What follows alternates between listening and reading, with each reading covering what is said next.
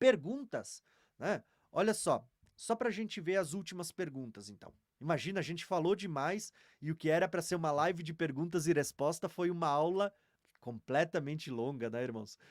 Longa, mas assim, ó, acredito eu que bem importante, bem produtiva, né?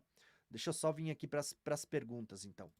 Eu tô vendo como pergunta quando tem o ponto de interrogação. Então eu vi aqui a irmã Sema, tá? A irmã Sema, ela diz assim, ó: "O milênio ele começa depois do tribunal de Cristo?" Então, irmã Sema, sim, o milênio para mim, ele começa depois da primeira vinda de Cristo, com certeza, tá? Depois da primeira vinda de Cristo. Porém, existe em Daniel 12 uma profecia sobre ah, 1290 e 1335 dias, o que mostra que existe um pequeno intervalo de 75 dias entre a primeira vinda de Cristo e alguns eventos que acontecerão antes de dar início ao milênio. Deixa eu até ver se eu tenho um mapa aqui para tentar mostrar isso para vocês, tá? Vou tentar responder a pergunta da irmã Sema da melhor forma possível. Eu vou ver se eu tenho um mapa aqui. Aqui, ó. Esse é o mapa que a gente usou nas últimas aulas lá do curso Escatologia Revelada, né? Quando a gente olha aqui para 70 semanas, deixa eu ver se eu coloquei esse mapa aqui. Não, acho que está no capítulo 12. Aqui, ó. Esse mapa aqui eu queria mostrar para vocês, ó. Quando você olha para esse mapa basicamente ele resume a última semana de Daniel. E essa última semana, para mim, ela tá lá no livro do Apocalipse, onde você vê 1260 dias, as duas testemunhas profetizando, é o tempo de profecia das duas testemunhas. No meio da semana, o anticristo, o que é a besta, o chifre pequeno, fará cessar o sacrifício contínuo, e você vai ver que sacrifício não fala só de derramamento de sangue. Na nova aliança, sacrifício fala das nossas orações, fala do nosso corpo que é entregue como um sacrifício vivo diante do Senhor dia após dia. Né? O sacrifício na nova aliança, ele é espiritual. Quando a Bíblia diz que a besta fará cessar o sacrifício, não está se referindo apenas a um sacrifício de derramamento de sangue, mas está falando dos sacrifícios da nova aliança que cessarão na metade da semana. Então, a Bíblia diz que haverá 1260 dias, que é o tempo que as duas testemunhas estão sendo mortas, que a besta está pisando, perseguindo e matando os santos, que o átrio exterior está sendo pisado, que a mulher de Apocalipse 12 está sendo levada para o deserto para ser sustentada durante 1260 dias, que no livro de Daniel, conforme a gente viu hoje, é chamado de um tempo, tempos e metade de um tempo, também é chamado de período da grande tribulação, da grande aflição, como nunca houve e nunca haverá. Mas você vê que Daniel, nos últimos versículos, antes de encerrar o livro, ele diz: desde que for cessado o sacrifício contínuo e posta a abominação desoladora. A gente sabe que isso acontece no meio da semana e que quem faz cessar o sacrifício não é Cristo. Quem faz cessar o sacrifício no livro de Daniel é o chifre pequeno. Desde que for feito cessar o sacrifício, né? O texto diz: haverá 1290 dias. Percebe que é 30 dias, né? Aqui, ó, 30 dias a mais do que 1260? Né? E ele diz: bem-aventurado aquele que espera e chega a 1335. Opa, ele acrescentou mais 45 dias. Somando 30 mais 45, tem 75 dias antes de começar as bodas, a festa dos tabernáculos, de dar início ao milênio. Parece que existe um intervalo entre a ressurreição e o arrebatamento, que é o momento que a igreja, Jesus vem sobre as nuvens e a igreja sobe para se encontrar com o Senhor nos ares, e a descida de novo. O que acontece nesse período? Bom, vou falar para vocês a minha interpretação, tá? Até vou botar eu aqui na tela, um pouco mais na tela aqui, né? Vou falar para vocês a minha interpretação sobre esse assunto. Eu acredito que esses 1290 dias é o período aonde Jesus, depois de arrebatar a igreja, da igreja ter recebido um corpo glorificado, ter sido revestido num piscar de olhos no momento do arrebatamento, ter recebido vestes gloriosas, a igreja agora vai voltar com Cristo para a batalha do Armagedon, montado em cavalos brancos. E agora vai acontecer nesse período o lagar da ira de Deus. Aí você pode perguntar, mas por que 30 dias? Eu vou dizer, se para Cristo tudo é rápido, é num piscar de olhos. Eu vou dizer, para Cristo tudo é rápido. Mas quando a gente olha para os reinos desse mundo que estão limitados à geografia e ao espaço e tempo, você vai ver que a Bíblia diz que da boca da besta, do dragão, do falso profeta, saem 3 rãs que vão por todo o mundo para reunir os exércitos do mundo ali em Jerusalém para batalhar contra aquele que vem.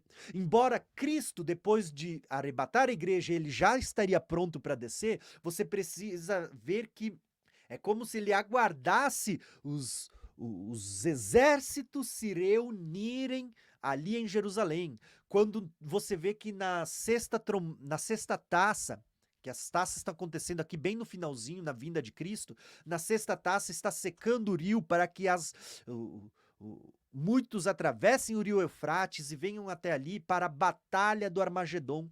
Você vê que a igreja já foi arrebatada, a igreja volta com Cristo para participar da batalha.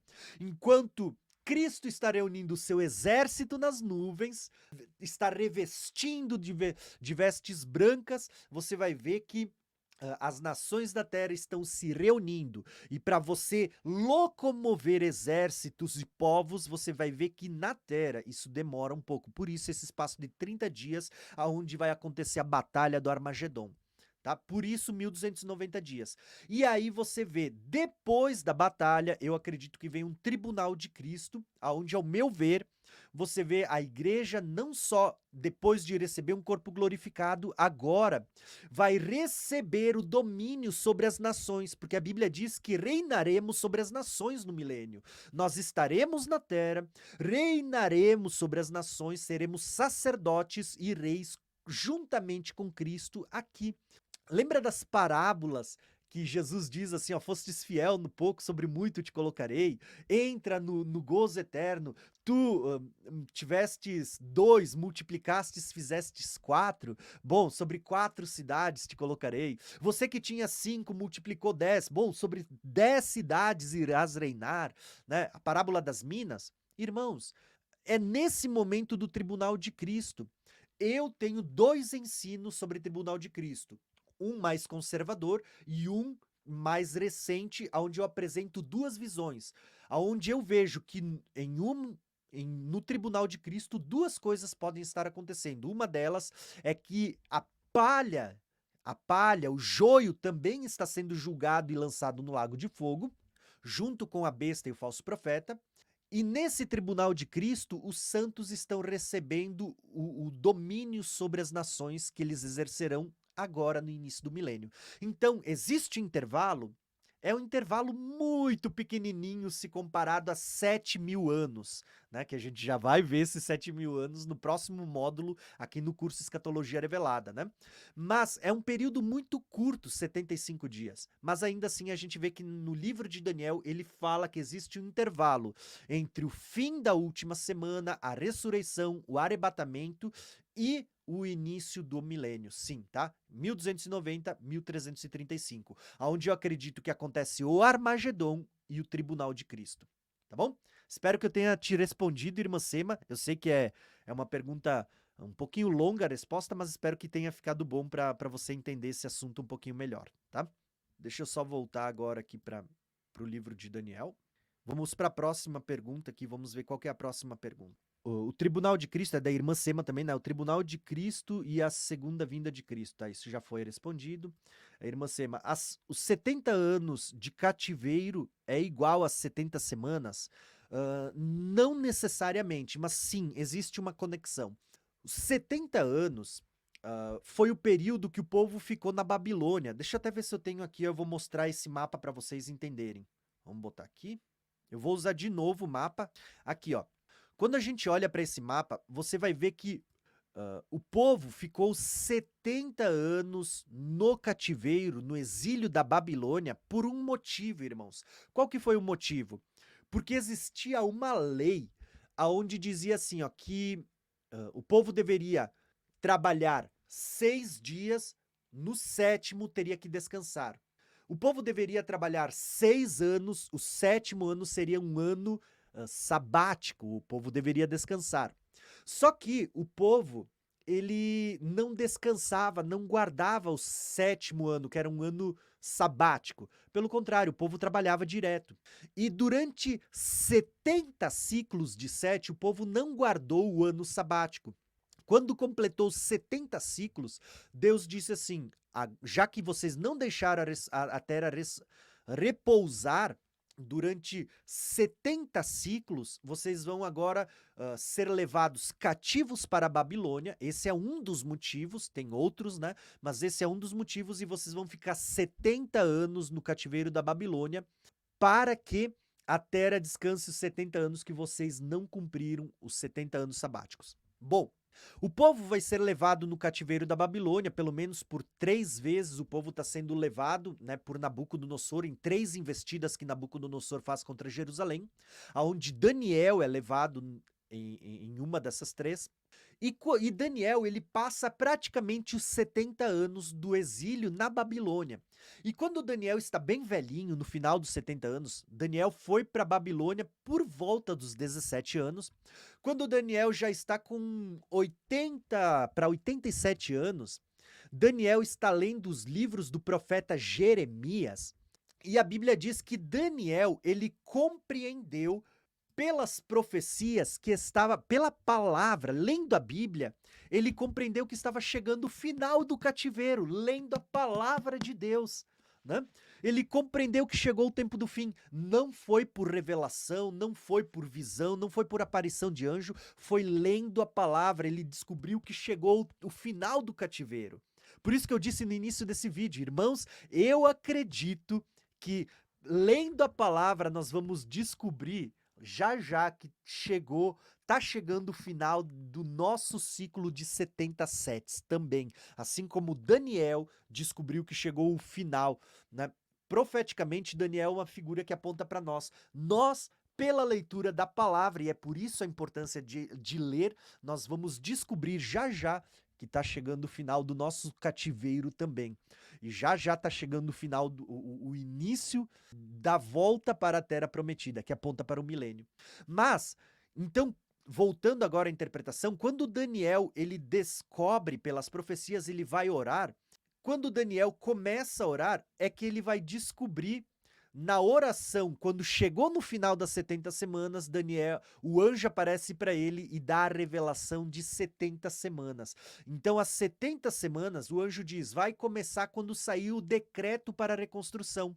Então, o cativeiro terminou aqui assim, ó, aqui o povo volta lá em Esdras, a gente já vê isso, o povo começa a retornar nas primeiras levas para Jerusalém, para reconstruir o templo, os muros. Mas o decreto que dá início às 70 semanas vai ser só aqui em Esdras, em Neemias, né? No capítulo 7, no decreto de Artaxerxes. Então, os 70 anos terminaram aqui, mas as 70 semanas começam aqui e estão ligadas, né, a esse período que inclui a reconstrução, a restauração da cidade, dos muros, vai até Cristo e, como eu falei hoje, ao meu ver, vai até a segunda vinda de Cristo, tá bom? Então, respondendo à pergunta da irmã Sema, os 70 anos de cativeiro e as 70 semanas são a mesma coisa? Não, não são a mesma coisa. 70 anos de cativeiro foi o período que Daniel esteve na Babilônia junto com o seu povo, e as 70 semanas fala de um período que começa com a reconstrução e a restauração de um templo, de uma cidade física, literal, vai passar até a vinda do Messias, a destruição desse templo físico e dessa cidade literal, e fala da edificação de um templo espiritual a partir de Cristo e de uma cidade espiritual a partir de Cristo até a segunda vinda. Povo espiritual que somos nós e cidade do alto que também somos nós, tá? Então, sim, são duas coisas diferentes. Espero que talvez eu tenha conseguido deixar um pouco claro essa ideia, tá bom, irmã Sema? Além disso, deixe-me ver aqui, ó, tem outras perguntas, né? Aqui sim, ó, a pergunta da irmã Sema, os remanescentes são as duas testemunhas? Bom, irmãos, As duas testemunhas também estão inclusas nesses remanescentes, tá? Mas o que que são remanescentes? Para começar, a palavra remanescente fala daqueles que ficaram para o final, tá? Os últimos. Literalmente, remanescente, a palavra remanescente são os últimos. Só isso, tá? Os últimos. Então, quando a gente fala dos remanescentes, nós sabemos que são os últimos cristãos a serem salvos. Quando eu digo os últimos cristãos, eu estou falando tanto de judeu que crê em Cristo, como de gentil que crerem em Cristo. Então, ao meu ver, os últimos remanescentes, Paulo vai dizer assim, ó, que veio o endurecimento em parte ao povo judeu, até que a plenitude dos gentios se completassem, então os remanescentes serão salvos, os últimos, né? Eu expliquei isso quando eu falei sobre Apocalipse, que vai falar das 144 mil, 12 mil de cada tribo. Você vê que começa pela tribo de Judá. A tribo de Judá foi a primeira tribo, onde Cristo veio, foi para quem o evangelho chegou primeiro para os judeus. Depois saiu dos judeus e foi para a, os que estavam longe, as 10 tribos, né? Os que estavam longe, os que foram espalhados pelo mundo, né? Os que foram semeados entre as nações. E assim se cumpre a profecia lá dada a Abraão. Né? Em Abraão serão benditos todas as nações da terra. Por meio de quem? Por meio dos gentios. Então você vê. Mas quem que são os remanescentes? Você vê que o evangelho sai dos judeus, vai para as nações, para os gentios. Só que no tempo do fim, na última semana de Daniel, ao meu ver, isso é até literalmente na última semana, você vê que o evangelho vai voltar a ser pregado com uma ênfase, como foi lá no princípio em Jerusalém, pelas duas testemunhas também, claro, mas por muitos judeus convertidos a Cristo e que creem em Cristo. Muitos judeus que creem em Cristo vão pregar em Jerusalém também, que são tipificados pela tribo de Benjamim, lá em Apocalipse, que eu vou explicar um dia em outro vídeo para vocês isso. Eles vão pregar também, e você vê que existe um último grupo de pessoas sendo salvas, que inclui em grande massa o povo judeu. Tá? Então, os últimos remanescentes aponta para um último grupo da casa de Israel sendo salva. Tá? Eu não creio, como os pré-tribulacionistas, que a igreja foi tirada. Não, a igreja ainda está aqui na terra. Mas sim, existe uma porção dos israelitas segundo a carne que vão aceitar Cristo na última semana. E isso por meio da pregação das duas testemunhas. Então, esses últimos são os chamados remanescentes. Dentro desses últimos, existe uma porção de benjamitas, uma porção de santos, mas existem também gentios que estão se convertendo, pelo menos na primeira metade da semana, enquanto as duas testemunhas estão pregando, né? Estes são os chamados remanescentes, aonde, sim, as duas testemunhas estão inclusas nesses últimos, nesses remanescentes, mas aqueles que se converterão pela pregação das duas testemunhas é que, de fato, são aqueles sobre quem a profecia se refere, os remanescentes. E são esses também que o texto diz ali, né, em Daniel, como eu trouxe essa revelação para vocês hoje. Deixa eu mostrar aqui, ó, para vocês, que diz que esse animal terrível, ele pisará aos pés o que sobejava, ou seja, os que sobraram, os remanescentes, né? Ou que o chifre pequeno de Daniel 8 diz, ele lançará por terra as estrelas, os exércitos dos céus, né, aqueles que são como estrelas, ele lançará por terra e pisará. Quem que está sendo pisado? Aqui em Daniel 7 diz, os remanescentes, né? Então, espero que você tenha entendido essa pergunta, essa questão aqui, irmã. Tá? Senão a gente vai voltar a tocar nesse assunto várias vezes e com certeza cada dia vai ficando mais claro também essa questão, né? Bom, irmãos, é isso aí. Por hoje é só. Eu queria ter feito uma live que eu acreditava que ia ser 1h30, né? Chutando baixo, mas eu acreditava que ia ser mais ou menos uma live de 2 horas. A gente já tá em 4 horas. Irmãos, eu quero agradecer a sua paciência de ter me ouvido por 4 horas, tá? Pasmem, mas essa não é a live mais comprida. Eu tenho live de 5 horas aqui no canal, né? Pelo menos umas 2 ou 3. Mas, poxa, 4 horas é bastante conteúdo para estudar, tá? editar esse vídeo, eu vou cortar algumas partes fora, eu vou editar esse vídeo e depois eu vou postar tanto lá no nosso curso Escatologia Revelada, esse vídeo editado para você poder ver nas aulas bônus. E depois eu vou postar esse vídeo também lá no canal Graça e Conhecimento para você poder compartilhar com mais pessoas na semana que vem, tá bom? E depois que nós fizermos a próxima aula, onde a gente vai falar sobre os capítulos históricos, né? Que vai ser uma aula mais curta, com certeza. Aí eu vou deixar esse PDF que você está vendo aqui do lado, né? Aqui, esse PDF para você poder baixar, tá? Vai estar lá no nosso curso Escatologia Revelada, como sempre, na última aula, para você baixar. E também eu vou deixar lá nos nossos grupos para você poder baixar, imprimir ou até compartilhar com outros irmãos, tá bom? Gente, muito obrigado por você me acompanhar até hoje. Um abração, até a próxima aula, tá? Provavelmente daqui uns 15 dias nós vamos ter outra aula ao vivo no curso Escatologia Revelada para a gente falar mais sobre esse assunto. E só para adiantar, eu tô quase terminando os PDFs. São mais de 400 páginas, o PDF sobre a geração que verá a segunda vinda de Cristo. Vou dizer para vocês, para mim é o assunto mais importante que eu já trouxe, que eu já ministrei, vai estar aqui no curso Escatologia Revelada e eu vou compartilhar aulas também lá no canal Graça e Conhecimento. É o assunto mais importante que eu já ministrei. Então, peço desculpa pela demora, mas já já está chegando também esse módulo sobre a geração que verá a segunda vinda de Cristo, tá bom? Um abração e até o próximo vídeo.